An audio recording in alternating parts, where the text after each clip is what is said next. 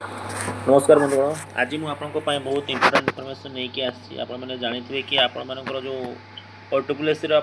combined recruitment जो vacancy आसाला तार आपर exam उपरे बहुत बड़ इनफॉरमेशन आसी तो यहाँ आपको बहुत बड़ खुशी खबर जे आपण मैंने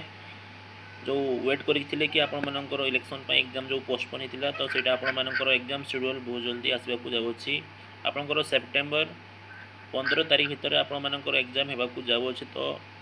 जो पिला माने भी एथपाई प्रिपरेशन करूछंती भलसे प्रिपरेशन करंतु कारण आपन पाखरे गोटे मास ही टाइम अच्छी कारण आपन सेप्टेम्बर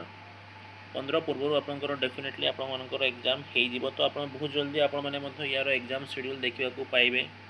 तो यहाँ आपन बहुत बड़ा खुशी खबर जे आपर OSS फाइनाली प्रिलिम्स एग्जाम जो होगा जाऊँगी तार किसी इनफॉरमेशन आसी तो